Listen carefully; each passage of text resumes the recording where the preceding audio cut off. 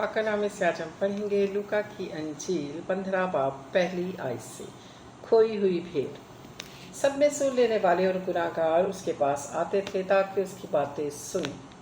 और फरीसी और फकीहा बुड़बुड़ा कर कहने लगे, यह आदमी गुनाहगारों से मिलता और उनके साथ खाना खाता है। उसने उनसे ये तमसील कही, तुम में कौन सा ऐसा आदमी है जिसके पास 100 भेड़ें हैं और में से एक खो जाए तो 99 को बियाबान में छोड़कर उस खोई हुई भेड़ को जब तक मिल ना जाए ढूंढना रहे। फिर जब मिल जाती है तो वो खुश होकर उसे कंधे पर उठा लेता है और घर पहुंचकर दोस्तों और पड़ोसियों को बुलाता और कहता है, मेरे साथ खुशी करो क्योंकि मेरी खोई हुई भेड़ मिल गई है। मैं तुमसे कहता हूँ, इस तरह 99 रासबाजों की निस्बत जो तौबा की हाजत नहीं रखते, एक तौबा करने वाले गुनाहगार के बाइस आसमान पर ज़्यादा खुशी होगी। गुमशुदा सिक्का।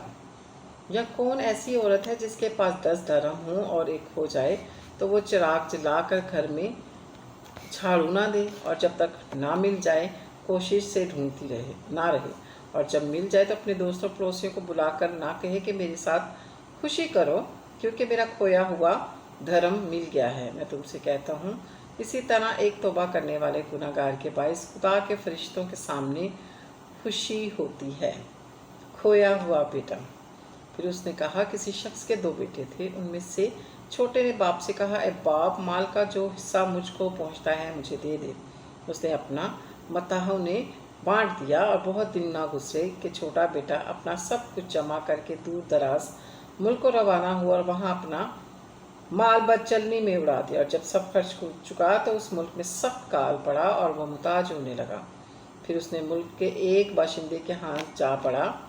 उसने उसको अपने खेतों में सूअर चराने भेजा और उससे आरज़ू थी कि जो फलियां सूअर खाते थे उन्हीं से अपना पेट भरे, मगर कोई उसे ना देता था। फिर उसने होश में आकर कहा, मेरे बाप के बहुत से मजदूरों को अफराज से रोटी मिलती है और मैं यहाँ भूखा मर रहा हूँ। मैं उठकर अपने बाप के पास जाऊँगा और उससे कहूँगा, बाप, मैं आसमान को और तेरी नज़र में गुनाहगार हुआ, अब इस लायक नहीं रहा कि फिर तेरा बेटा कहलाऊँ, मुझे अपने मजदूरों जैसा कर ले। बस वो उठकर अपने बाप के पास चला गया। वो अभी दूर ही था कि उसे देखकर उसके बाप को तरस आया और दौड़कर उसको गले लगाया, चूमा। बेटे ने उससे कहा, बाप, मैं आसमान का और तेरी नज़र में गुनाहगार हूँ, अब इस लायक नहीं रहा कि फिर से तेरा बेटा कहलाऊँ। बाप ने अपने नौकरों से कहा, अच्छे से अच्छा लिबास जल्द निकाल कर उसे पहना और उसके हाथ में अंगूठी और पाँव में जूती पहना और पले हुए बछड़े को लाकर सभा करो ताकि हम खाकर खुशी मनाएं, क्योंकि मेरा बेटा मुर्दा था अब जिंदा हुआ है, खोया था अब मिल गया है। बस वो खुशी मनाने लगी।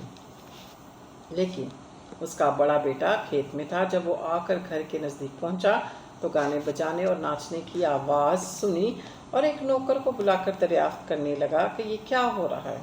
उसने से कहा, तेरा भाई आ गया है, तेरे भाई ने पला हुआ बच्चा ज़बा कराया क्योंकि उसे बड़ा चंगा पाया। वो गुस्से और अंदर जाना ना चाहा, मगर उसका बाप बाहर जाकर उसे मनाने लगा। उसने अपने बाप से जवाब में कहा, देख, इतने वर्षों में मैंने तेरी खिदमत करता और कभी तेरी हुक्मदुली नहीं की, मगर मुझे तूने कभी एक बकरी का बच्चा भी ना दिया कि अपने दोस्तों के साथ खुशी मनाता। लेकिन जब तेरा ये बेटा आया जिसने तेरा माल मता कस्बियों में उड़ा दिया, तो उसके लिए तूने पला हुआ बछड़ा ज़बा कराया। उसने उससे कहा, बेटा, तू तो हमेशा मेरे पास है और जो कुछ मेरा है वो तेरा ही है, लेकिन खुशी मनाना और शादमान होना मुनासिब था, क्योंकि तेरा ये भाई मुर्दा था अब जिंदा हुआ, खोया हुआ था अब मिला है। पाक कलाम के पढ़े और सुने जाने पर खुदावंद की बरकत हो, खुदावंद का शुक्र हो। खुदावंद का कलाम ज़्यादा से ज़्यादा शेयर किया करें। आमीन।